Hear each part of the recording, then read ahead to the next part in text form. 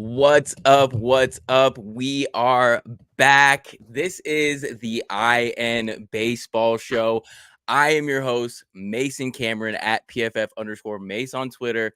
And with me, my co-host, Brenden Fleming. B, how are you doing today? We're ready. We're breaking down the World Series today. I'm excited. I know you are. How are you living? It's good. It all starts today. Game one is later tonight in Texas. I couldn't be more excited for it. We have two very exciting teams that are going to be in this series, but I'm doing good personally. It's good to be back talking baseball with the whole crew now back again. Mike, yep, we've got Mike back. Mike's been a busy man, but I paid some guys off to get Mike some free time here, so he could come and join us. Mike, how are you doing? How are you living? What have you been up to recently? It's good to be back. Football season, busy time, but it's the World Series, man. Like it's such a grind, like the baseball season, and when your team makes a deep run, and it just feels like a journey, that you've been with them, watching them every day, essentially, and here we are. No one expected these two teams. What was it? 2 years ago, both these teams had over 100 losses, or Yeah. so here we are. I mean, Rangers, Diamondbacks, like no one would have predicted that. So it's good to see though. I like it. I like change. I like something different rather than the same old teams.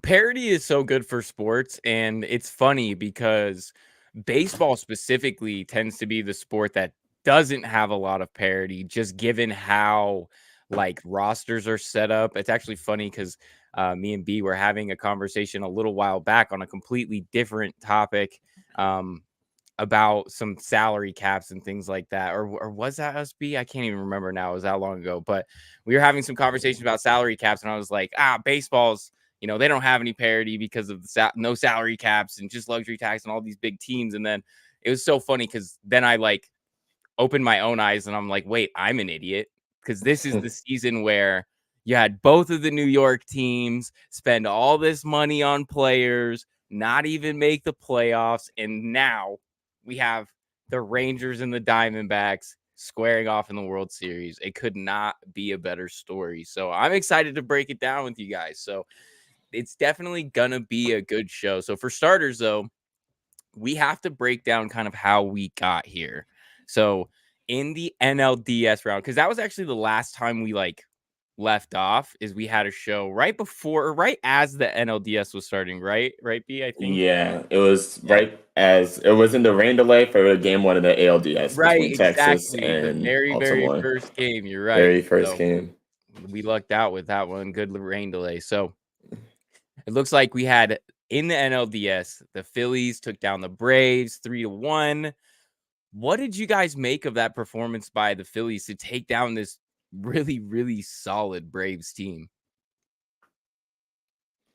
In my opinion, I feel like the Phillies just have the Braves number at this point. There's not that much of a better way to explain it. The mistakes that the Braves did make in the NLDS, the Phillies just knew how to capitalize off of it, and the Phillies did not make that many mistakes that the Braves could capitalize off of. The offense got hot at the right time for the Phillies. The pitching was on point. There was a lot of questions around the starting pitching when the season at first started. They didn't start off so hot, but they figured it out, and they were red hot for the 3 or 4 games that series lasted. And I like to give a personal shout out to Ranger Suarez. He is lights out in the postseason when it matters most. I think he has like a 1 or 2 ERA in the postseason. And, it was everything just clicked for the Phillies in that series. And that's what you have to beat a team like that for sure. What did you make of it, Mike? Yeah, just it's baseball in a nutshell. Of like, the Braves were easily the best team all year long, maybe outside of the Rays the first month or so, but it was the Braves. Like, these guys were doing ridiculous things. It was like 1-9 in the lineup was insane. Their pitching was insane.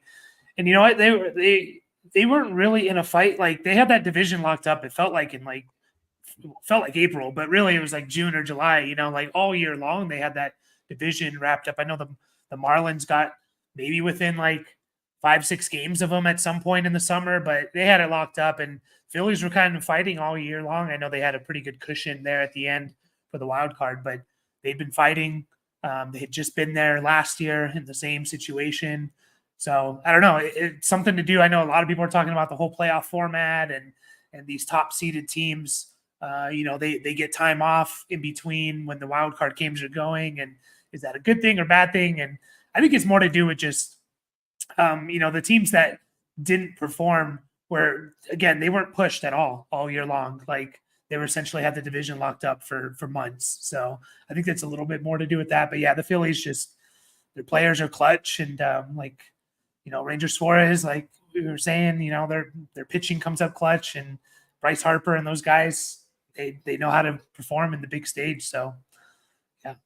Yeah, and you bring up a good point with the playoff rest for these top seeded teams. It seems to be a question in every sport that has a first round bye for your top seeded team. And there is that question of specifically, like, does that time off really hinder you, or is the rest needed?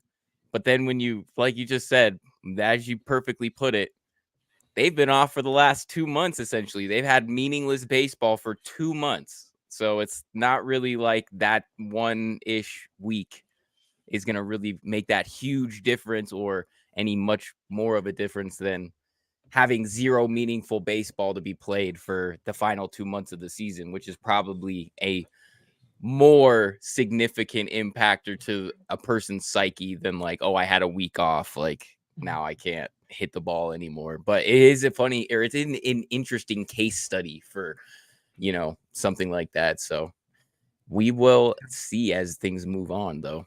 The next series in the NLDS that we had to break down, the Diamondbacks take down the Dodgers in a matchup that I think is pretty close to mine and Mike's heart. Even though, we're not Diamondbacks fans, we definitely hate the Dodgers. So I think we line up in there. They swept them 3-0. Mike, what contributed to this Dodgers collapse? It was monumental. Yeah, it was. And it's another one where, like, they didn't even last year when they lost to the Padres, they won a game. This year, didn't even win a game.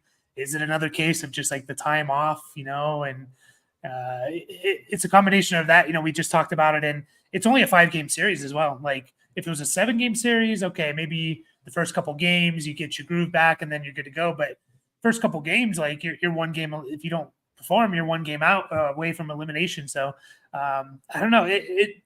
This Dodgers team, I know they won 100+ game or 100 games again.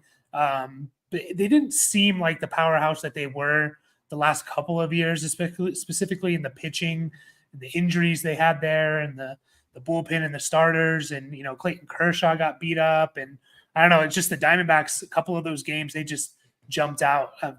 Basically all three, they just jumped out right away. Like it was like, what? It's 7-0 in the second inning, like what's going on? And then I think that combined with just all the pressure on the Dodgers of them winning the division since, 2014 or something ridiculous, like almost 10 years of winning the division, maybe longer. And, they haven't performed in the postseason except for the one COVID year. So I think when that happens and you get down like 6-0 in the first inning, I think that pressure just really, really builds and they're pressing. So yeah, it's good to see the Dodgers fall, but man, it's just year after year it happens.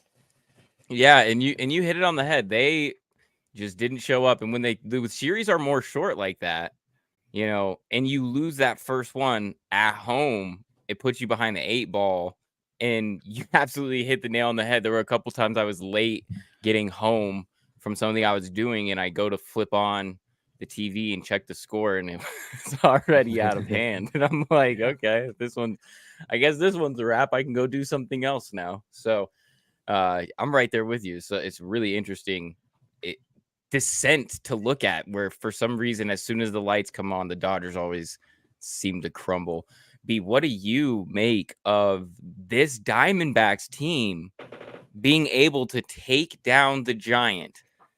David took down Goliath.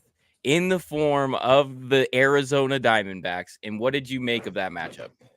If I may call back to the division series show, when we were previewing this particular series, I was like, this one is one to keep an eye on because I don't like the way the Dodgers have been pitching. So if the Diamondbacks are able to jump on them, it may be something to look out for. Granted, I thought it would be a lot closer of a series. I did not think it would be a sweep. But the Dodgers were heavily reliant on their offense like throughout the season. The pitching was not the same as it has been in previous years. And it really showed in this series because the pitching did not show up and the offense went quiet at the wrong time. I don't know, it was the layoff or whatever, but that offense did not show up. The Diamondbacks really did pitch well during that series as well. And that offense, it just thrives off of chaos. And you saw that game one when they jumped out to 6 runs or 6+ runs in the first inning. It was like, oh, this team is out here to throw a wrench in everybody's plans. And that's what it was the entire series. They were able to get very timely hitting, just pretty much tee off of the Dodgers pitching, which was something to look out for. And they were able to do that. And, they rose to the occasion. I don't think they're afraid of any team that they went up against.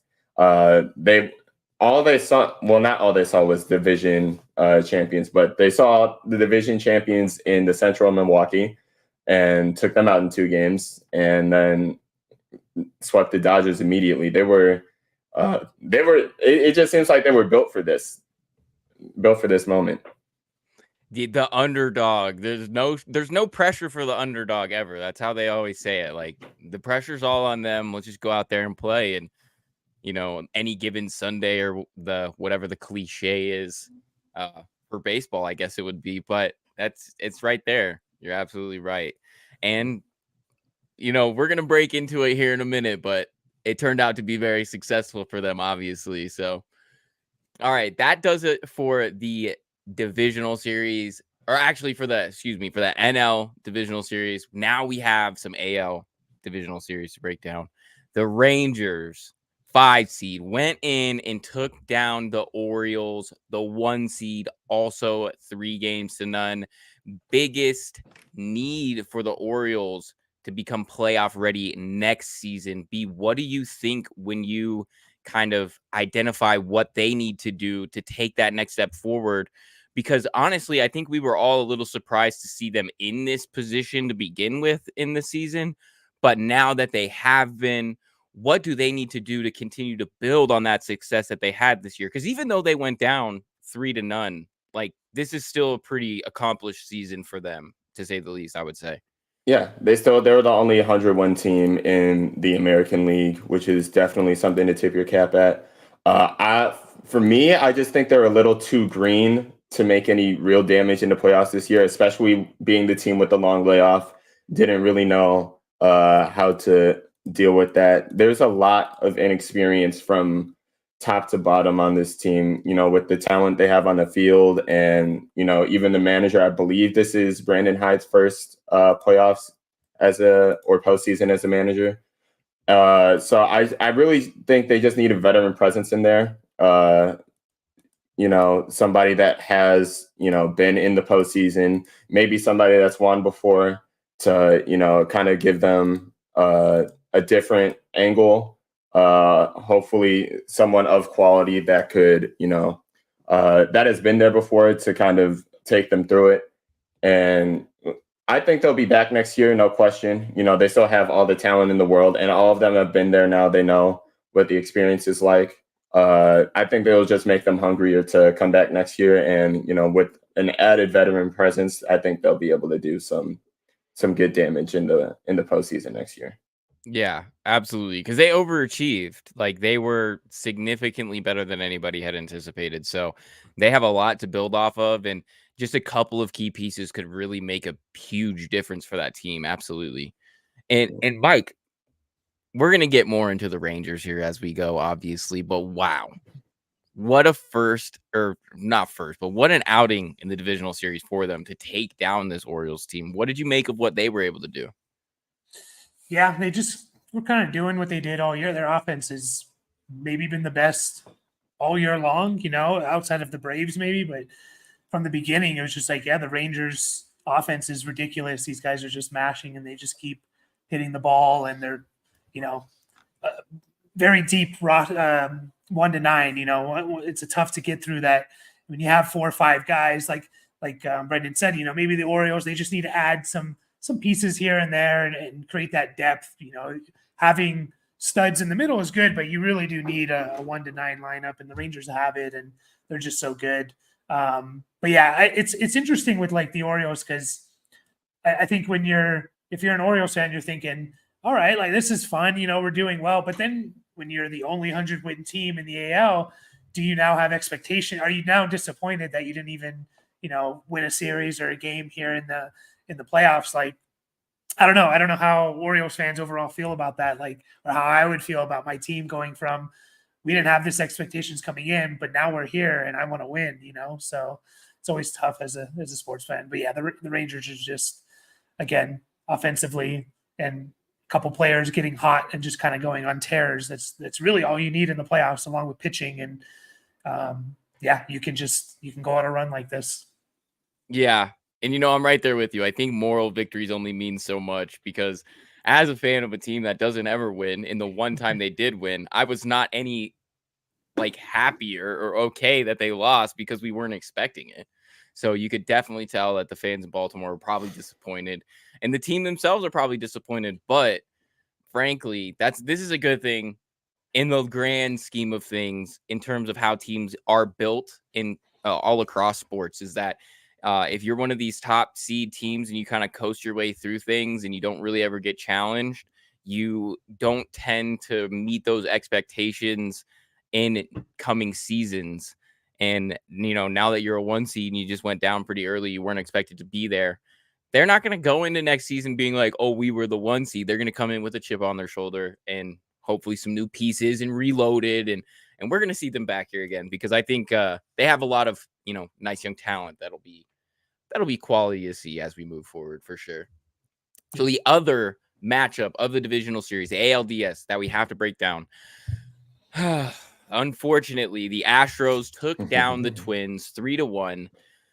Mike, what do you make of, how does the AL Central find postseason success in the future? Like, what's happening here? What did you make of this matchup and just the Central in general? Yeah, I mean, we talked about it all year, just the Central not being that great of a division. Kind of both Centrals are a little bit down this year, but the AL Central, Twins did end up winning, 87 games. So I think that was the lowest for any division winner. But I thought this series, it felt a little, I know Astros won 3-1, but there's a couple games there, like Twins made a comeback. They made it close. They lost that final game only by, it was 3-2. So I feel like they were kind of in it a little better, but it just felt like they didn't really have a chance, like it was just the Astros.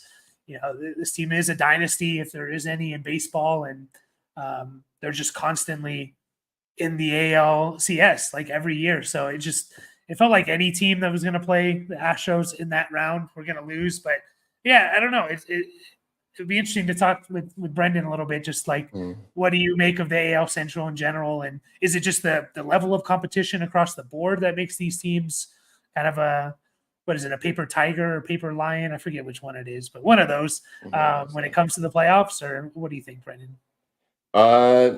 It may be, because it's been probably the weakest division for a couple of years now, and I don't think we've had a division winner or anyone in our division in the ALCS for some time now, and it's kind of tough to see. I don't know where the AL Central. I think they need like a big star player or something. Somebody needs to build like a super team over here at some point to actually make some noise.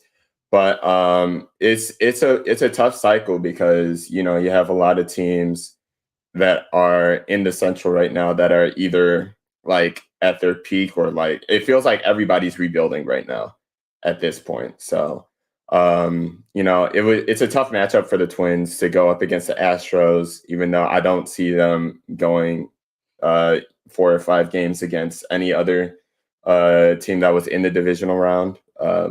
But they did put up a fight, which I will commend them for. Game 1 they almost had that comeback. Game 2 they won in Houston, which was a good look. Everybody had their eyes turned, but the Astros were just a little bit too much for them at that point. Yeah, it's tough when you are kind of littered with some, all your divisional games, the games you're competing with are kind of lower level teams. And when you get to the big time, you have to take down teams like the Astros. It's a tough ask for a lot of teams, not just the Twins or anybody else in the Central. So that's definitely a good point. And it actually brings us into the ALCS, which we had the Rangers taking down this Astros team in a really good series, 4-3. Adolis Garcia MVP, postseason record for RBIs in the series with 15. B, what did you make of this one? Absolutely ridiculous stat line. And that was just a really fun series to watch across the board. Even though there were like blowouts in, not a lot of contests in most of the games. There was a couple, specifically game 6, where they were going back and forth, or not game 6, but game 5, where they were going back and forth, and you had the benches clearing in that game after Adolis Garcia hit the go-ahead home run, and then Jose Altuve turning around and hitting the go-ahead 3-run home run for them. But Adolis Garcia, man, I also saw a stat line. He had 39 total bases and 0 walks this postseason. So he's just mashing the ball when it comes over the plate. And, it's an insane stat line. That offense in general in game 6 and 7, went off when it mattered most. And, the Astros made Adolis Garcia mad by hitting him, and, he just teed off on them from that point on. That's the best explanation you could put for it. Yeah, you don't want to make a guy like that mad when he's got the wood in his hand, that's for sure. Mm-hmm. Mike, what did you make of this? It's a crazy series. The home team ended up going 0-7 in this series every single game. No home team won. What did you make of this one, Mike? Yeah, that was a weird little stat. I'm not sure if that's happened before or not. I don't know if they said that.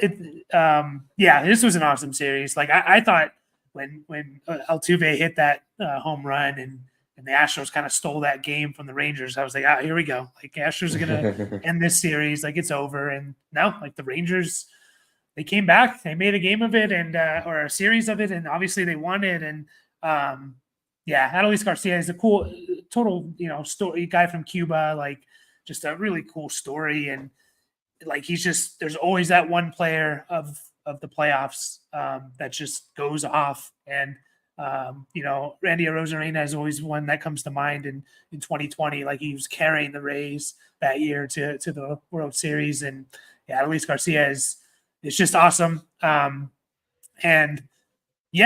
think, we have on the show sheet, it's like, is the Astros dynasty done? And I'm interested to get your guys' take, because I don't necessarily think it is. Just to make it to the ALCS is tough. And they've done it, like 6 years in a row or something, which is absolutely insane. So, hats off to the Rangers, like for them to, get punched and then punch back. Like you just don't really see anyone doing that to the Astros the last several years. And they did it. And it definitely seemed to spark up Adolis Garcia when they hit him and the bench is clear. It was definitely intentional. Brenden, do you think it's intentional? It seemed kind of weird to be intentional, but it seemed weird to be intentional at that point when you're down 2 runs and you need to keep runners off the base pass. First base wasn't open either. It's a weird spot for it to be intentional, but it looked very intentional. Like he knew what he was doing on the first pitch fastball. Yeah. It looked intentional. I thought it was intentional too, frankly. Yeah.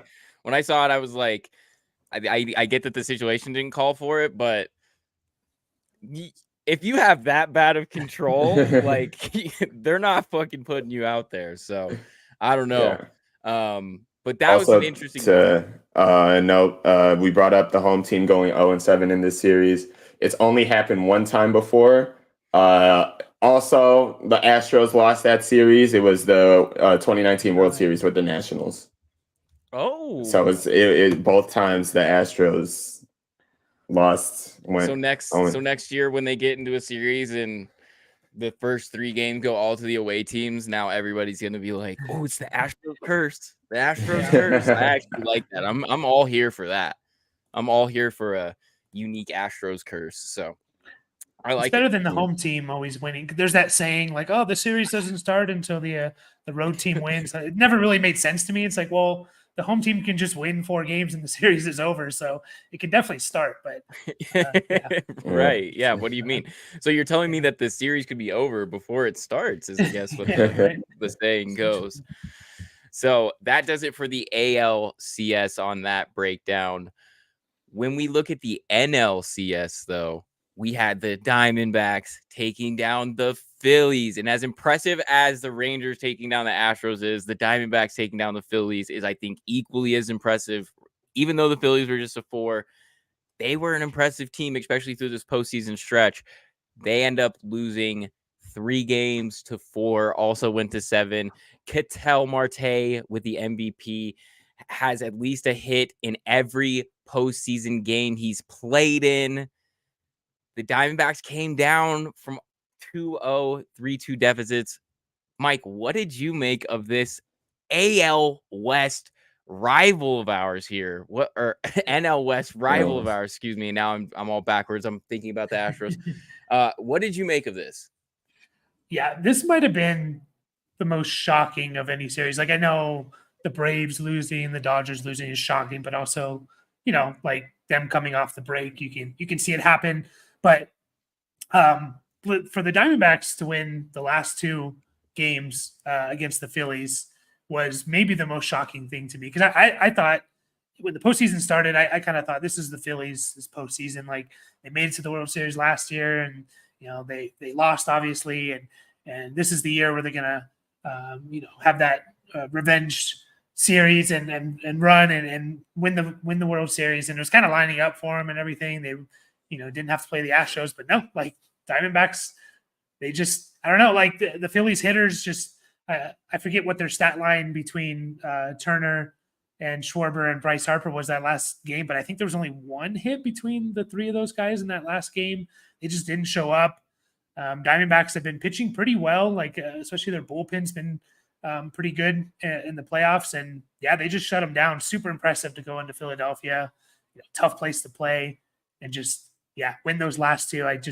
This was the most shocking to me was the Diamondbacks beating the Phillies and the way they did it. So hats off to them. And even though they are supposed to be rivals, they don't feel like a rival for whatever reason. Maybe it's because the Dodgers or the Giants are the powerhouse teams, but no, it's good to see them make it and it kind of do it in a different way than I know. Maybe we'll talk about that. Like the Rangers kind of bought their team in a certain way, like a lot of teams have been doing, but the Diamondbacks, they built their team up, and these are kind of a lot of homegrown talent. So it's pretty cool to see. Yeah, homegrown talent is definitely the keyword buzzword for teams like the Diamondbacks, the Rockies, who just don't have any talent usually, and then they've came across some really nice young players, lucked into it. I hate to say lucked into it to the Diamondback sense. That's more of me being bitter about the Rockies than the Diamondbacks, because shout out to them because they're doing what the Rockies had always wanted to do, or really any division that has just some atrocious bottom feeders. So shout out to the Diamondbacks taking down the Phillies. We got to break into what went wrong with the Phillies in game 6 and 7. Huge collapse. Yeah, it was tough. And Mike kind of touched on this a little bit, but the offense went silent. At least the top 4 in their offense. It was an insane stat line, 2 or 1 for 21 or 2 for 21 between their top 4 hitters, Schwarber, Harper, Turner, and Castellanos. they props to the Arizona pitching. They shut them down. They read the scouting report, made their adjustments, and shut down those top 4 hitters for them. And timely hitting really came through for the Diamondbacks on the offensive side of things. And this is a team that is just vibes and chaos. They go into wherever they're not supposed to go into, and make noise and do what everybody thinks they're not supposed to do. And it's definitely the case here. Citizens Bank ballpark was a fortress. These were the game 6 and 7 of this series were the first 2 losses for the Phillies at home in this postseason. They had won every game beforehand. The atmosphere was absolutely hostile. And the Diamondbacks found a way. They found a way. You have to give props to them being able to go away from home, needing 2 games and taking both of them in pretty convincing fashion too. So, and we could say what we want about, the great city of Philadelphia in general and about their, propensity to throw batteries at Santa Claus and whatnot. But you're right. They literally do love their teams. I know a couple of Phillies fans and a couple specifically that don't like baseball, or I would imagine don't really know much about baseball until it went to playoff time, and they were fanatics and they loved it. And I love to see that from fans of the city. Just give all your love to the city. Philly's really good at that, which makes it crazy that they did drop those games because, like you said, it was hostile to say the least there. So shout out to the Diamondbacks for coming away with that. Honestly, I think to me, that seems like the most impressive performance just because I think I have a lot of time having watched the Diamondbacks a little bit more, having them been a division rival. And, the Phillies with how they've been over the last handful of years has been really, really, a top-notch team. So just to see that kind of happen, super interesting outcome. But just that actually... go ahead, just Mike. The amount of playoff experience as well that the Phillies had. Obviously last year, this year, but also like Schwarber, Trey Turner, these guys have won World Series. Totally impressive. So I 100% agree with you. Yeah, absolutely. Absolutely. And that actually leads us into the series of the hour, everything that we came here for, the World Series preview. The Texas Rangers are going to be taking on the Arizona Diamondbacks. Wow. Where do we even start with this one, guys? There's a lot to break down here. The Rangers, they get to hold on to some home field advantage. We have some Nathan Eovaldi, Zach Gallen taking on the mound in game 1. Those are the probables. I got to get your guys' breakdowns of this one right off the bat and just let you guys have at it, I guess. And, free for all. So let's see. B, what are you expecting when these two teams match up for game 1 tonight? For game 1 tonight, I think it will be heavily a filling out process early. These teams only played 3 games against each other in the regular season. Now that this schedule's changed and everybody sees everyone, but this will be largely a filling out process early. I think that this is a very good pitching matchup. You have the 2 who have been aces of the season, and Nathan Eovaldi and Zach Gallen. So I feel like if a starting pitcher isn't jumped on early, which the Rangers definitely have the potential to do. We've seen the Diamondbacks do it with Clayton Kershaw and the DS. But I feel like this will be a game that's won later when the bullpens come to play. Eovaldi's been hard to touch all postseason. So I think the Diamondbacks will get, if they are able to get their offense in the game, it will be against the Texas Rangers bullpen. Meanwhile, Texas can get offense from anywhere and everywhere. They just have to, jump on it early. They've had a lot of success when they've jumped out into the lead early in games this postseason. So Game one, I expect it to be heavily felt out. If the Rangers are able to jump on Zach Allen, I think this is their game. But if it gets to the bullpen, who knows? The Diamondbacks may be able to cause some chaos again. And I like that thought there. And we're gonna actually get some more projections as the here for the entire series here in a second. So I'm definitely gonna be right back with you, B. Mike, game one. Who you got? I think I'm going to take the Rangers here. Like Brendan said, like Eovaldi's been untouchable. They're top two guys in Nathan Eovaldi and Jordan Montgomery have been really, really good. So I'll be interested to see if they just kind of ride those two guys. Diamondbacks, in terms of their overall ERA in the postseason, they do have a better ERA than the Rangers, but the Rangers have been getting a lot of quality starts. I think they have the most quality starts out of any team in the postseason. Obviously, you have to play games to get those, but they have 6 this postseason. So their starters are basically going in to the 5th, 6th inning and keeping the game close. And with this offense, that's all you need because it can explode. So I feel like it's going to be a series where it's going to feel like maybe the Rangers are dominating, but we're going to get to like a game 6 or 7 and be like, the Diamondbacks are still like pulling out these wins and somehow just keeping it close. It just feels like we're just going to get that type of game. Like, how did the Diamondbacks get to a game 7 type of thing? So at least I hope it gets to a game 7 because that's always obviously a lot of fun. So I don't know. Rangers offensively definitely have the edge in my opinion. But the pitching I think is pretty close. Maybe the top 2 guys for the Rangers are slightly ahead, but I think maybe overall the Diamondbacks have been pitching a little bit better this postseason. Yeah, and I think that's where something's got to give, like you just said, the pitching with this Rangers explosive offense, because if the bats are swinging and the runs are just coming at any given moment, that becomes a really scary proposition for the Diamondbacks.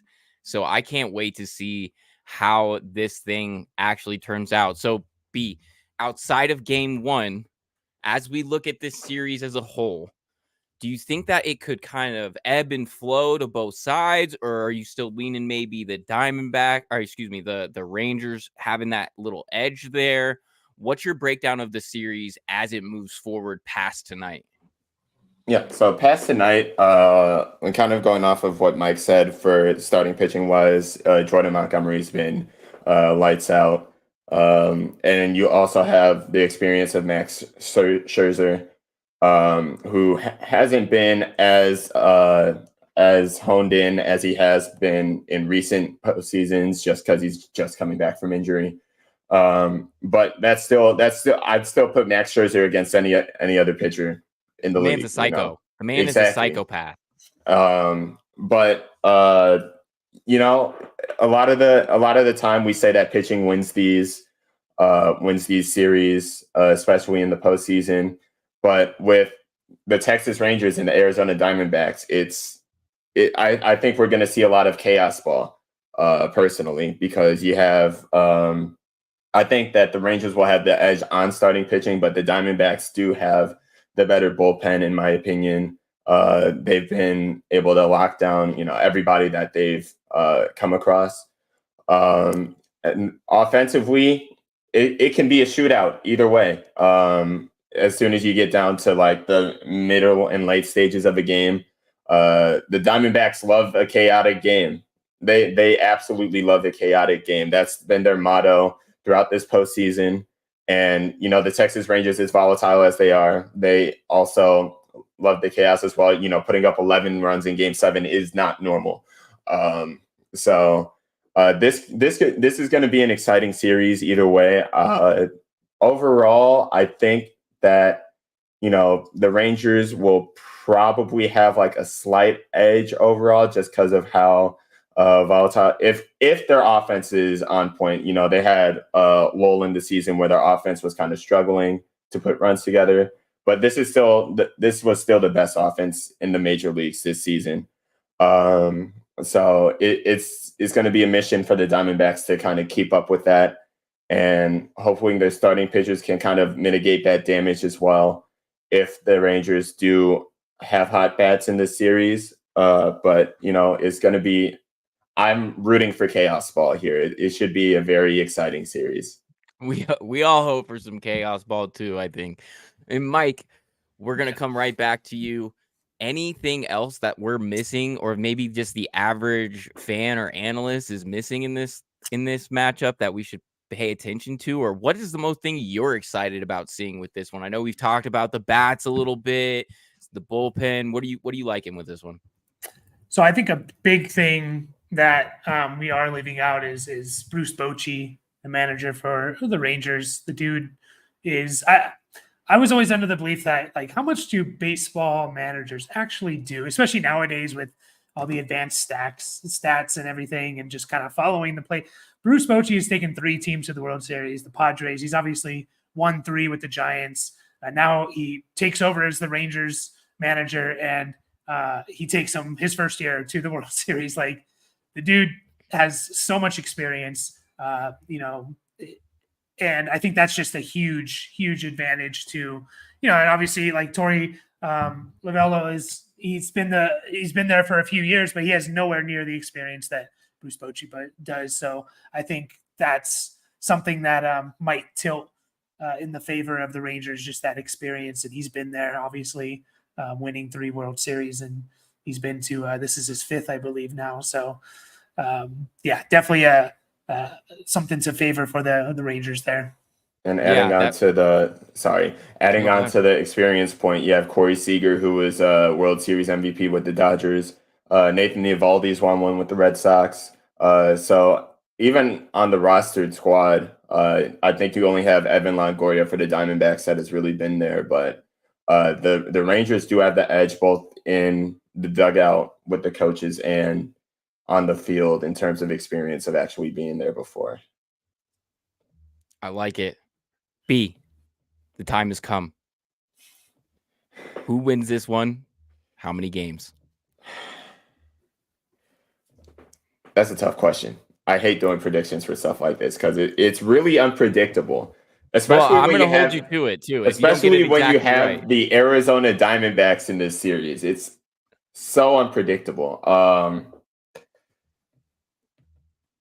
Just going off of what I've seen and the vibes that I'm getting, I don't think there's a challenge right now. After what I saw in Game 6 and 7 of the NLCS, I don't think that there's a challenge that the Diamondbacks cannot overcome.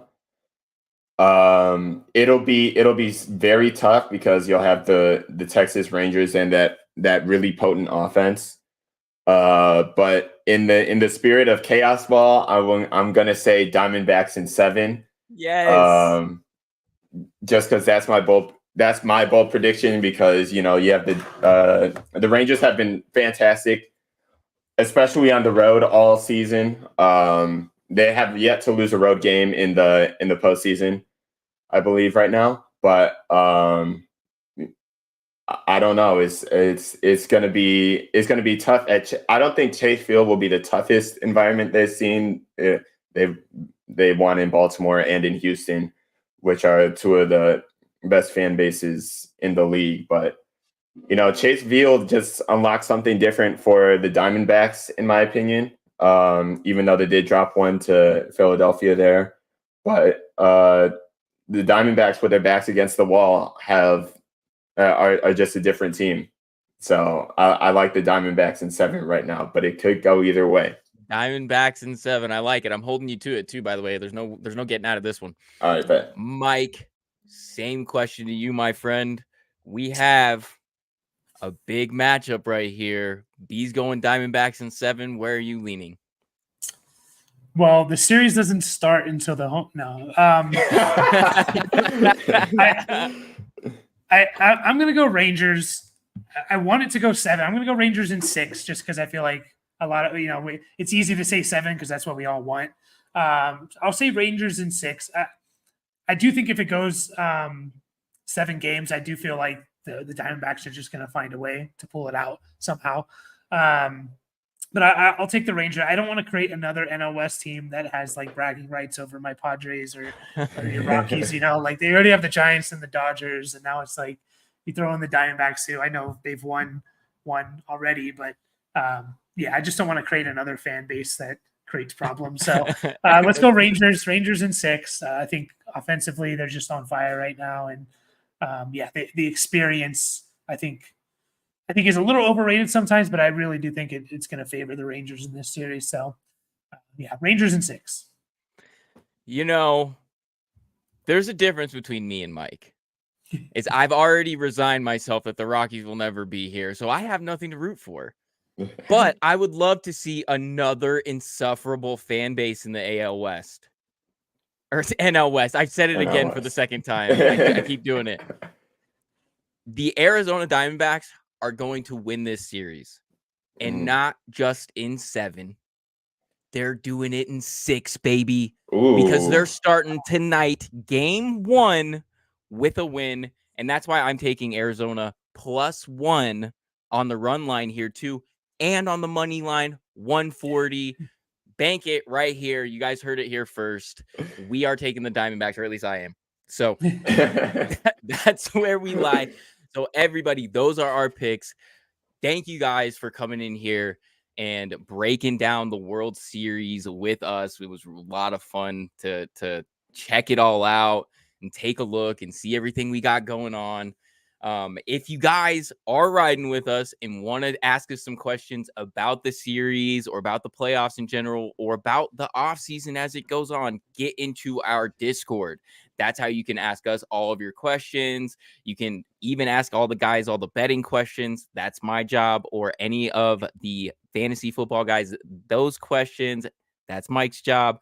And we'll break them down for you as much as we can. So hit us up, importantnonsense.com, become a member. That's how you get into our Discord. And yeah, so that about does it. Oh, also shop importantnonsense.com, promo code BASE. That's how you get any of the merch. Okay, so there we go. That wraps up all the things that we got to say that I'm obligated to say, or Steve will come and hunt me down and take my bonus away or something. All right. That was a good one, guys. B, do you have any parting words for the folks at home?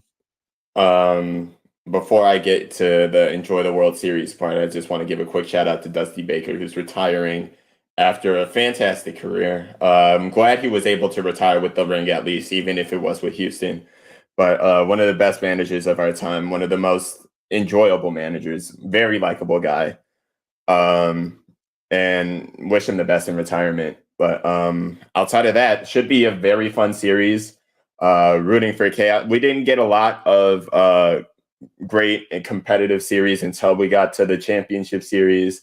But now that we're at the World Series with 2 teams that thrive in chaos ball, I'm rooting for it. It should be very exciting. And enjoy as much as you can. It's the last 4 to 7 games of the season, which breaks my heart, but we'll be back in February. But it should be a great 4 to 7 games that we get here. Couldn't agree more. Well said. And Mike, any other parting words for the people at home? Yeah, just I've been hearing a lot, like, don't let people tell you, like, oh, because the Phillies or the Astros or the Yankees aren't in it, it's not going to be good. This is going to be a good series. So don't just watch it, enjoy it. It's good baseball. These both teams are both playing really, really good ball. So yeah, just like Brenden said, enjoy the last 4, hopefully 7 games of the year. Yeah, we'll hopefully be back talking more baseball later on. So enjoy it.